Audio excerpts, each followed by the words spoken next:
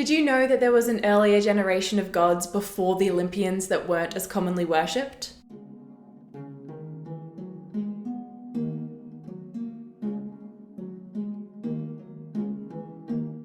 Hello and welcome to World History Encyclopedia. My name is Kelly, and today's video is all about the terrible and powerful generation of gods in Greek myth known as the Titans and their battle for dominance over the universe.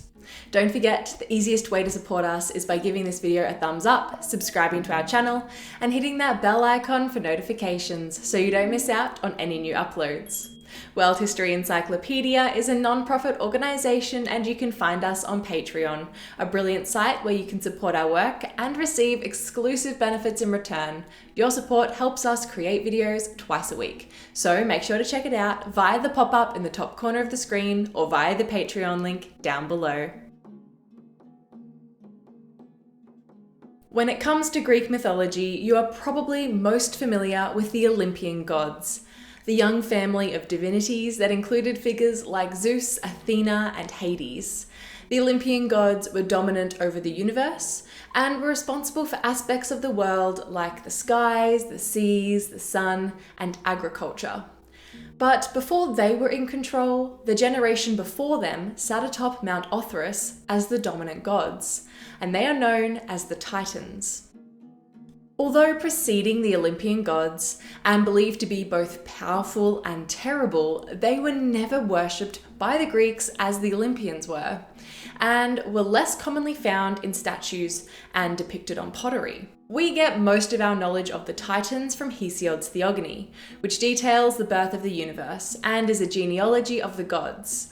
However, especially for the Titans, many of them are shrouded in mystery. You might be wondering why they're called Titans. And well, it is less obvious than why the Olympian gods are called the Olympians, which is because they dwelt on Mount Olympus. Hesiod seems to get the title from the Greek word titaino, which means to strain, which could allude to the Titans' constant struggle against the order of things. The term Titan is used for two generations of these gods, which can be fairly easily split between elder and younger Titans. The first 12 Titans, 6 gods and 6 goddesses, were the children of the deities Gaia, the earth, and Uranos, the heavens. Hesiod tells us first of Oceanus, the river ocean, from which all rivers flowed, then Koios and Krios, both of whom we know very little about. Then there was Hyperion, the Titan god of heavenly light, and Iapetus, the Titan of mortality. The final Titan god was crooked Kronos, the god of time. Koios, Krios, Hyperion, and Iapetus were a part of the overthrow of their father, as these 4 Titans held the sky at each of its 4 corners, while their brother Kronos used the adamant sickle to castrate Uranos. It is believed that the first 4 of these gods were probably representations of 4 cosmic pillars that held the sky aloft. Krios, which means ram, is associated with the constellation Aries, and Koios was known by another name as well, Polos, meaning pole of heaven, of the northern pole or axis, which could suggest that he was the pillar in the north. The 6 female Titans born to Gaia and Uranos were collectively known as the Titanides, and unlike their brothers, did not end up being chained forever in Tartarus.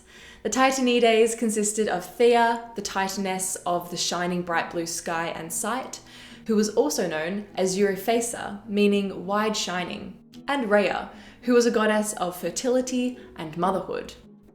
Mnemosyne was the goddess of memory, and the memory required to remember stories and history. And Tethys was the goddess of fresh water, whose name derived from the Greek word for nurse and grandmother.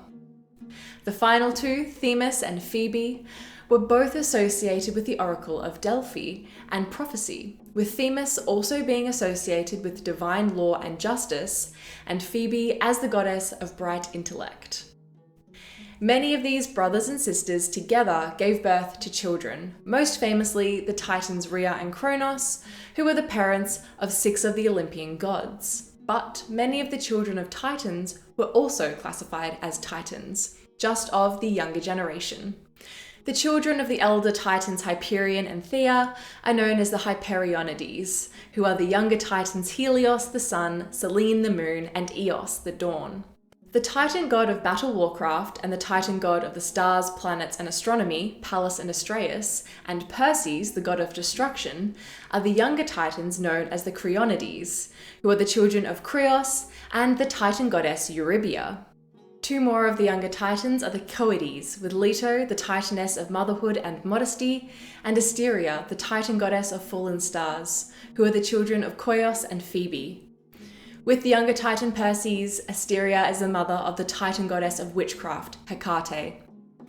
Sons of the Titan Iapetus and Titan goddess of fame, Clymene, are Menoetius, the Titan of violent rage, Prometheus, the Titan of forethought, Epimetheus, the Titan of afterthought, and Atlas, the Titan personification of endurance, and the unfortunate figure who was made to hold the sky aloft on his shoulders.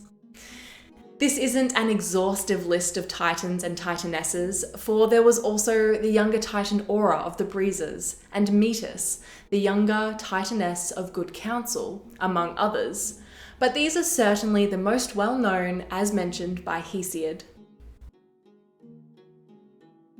Out with the old, in with the new would be a very quick way of explaining the Titanomachy or Titanomachia, which was essentially a war between the Titans and the Olympians for control of the universe. The Titans were in control of the Earth. They had overthrown Uranus for domination, a move that was fully supported by Gaia, and had imprisoned the other children of Gaia and Uranus, the Cyclopes, and the 100-handed Hecatoncheires, deep below the Earth in Tartarus. In fear his children would rise up and do the same to him, Kronos swallowed the first of his 5 children with Rhea, the Olympian deities Hestia, Hera, Poseidon, Hades, and Demeter. But instead of giving him their 6th child, Zeus, Rhea gave him a rock to swallow, and instead had Zeus secretly reared on Crete. When Zeus was fully grown, he freed his siblings from his father's stomach with the help of Metis, who gave Kronos a drug that made him regurgitate his children.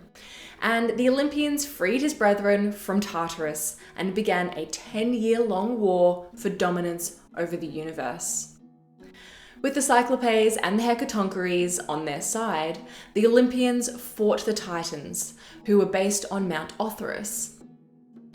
It was with the help of the 100-handed ones, who endlessly threw boulders at the Titans, that the elder deities could be captured and imprisoned in the shadowy depths of Tartarus. Not all of the Titans were imprisoned though, as the Titanesses were all neutral in the war. Prometheus defected to the Olympian side of the war after the Titans refused to listen to his good counsel, and Hecate was left the same privileges and responsibilities over witchcraft and magic as she'd had before. Kronos and his brothers were imprisoned, and Atlas was punished with the job of holding the sky atop his shoulders, while Zeus, Hades, and Poseidon drew lots for the universe, and settled in as the rulers on Mount Olympus. Why do you think that the Titans weren't really worshipped in ancient Greece? Let us know what you think in the comments below. If you enjoyed this video, make sure to give it a thumbs up and subscribe to our channel so you don't miss out on our new videos every Tuesday and Friday. This video was brought to you by World History Encyclopedia. For more great articles and interactive content, head to our website via the link below. If you like my shirt, you can find this design and a bunch more in our shop at worldhistory.store, or you can find a link for it down below. Thank you so much for watching, and we will see you soon with another video.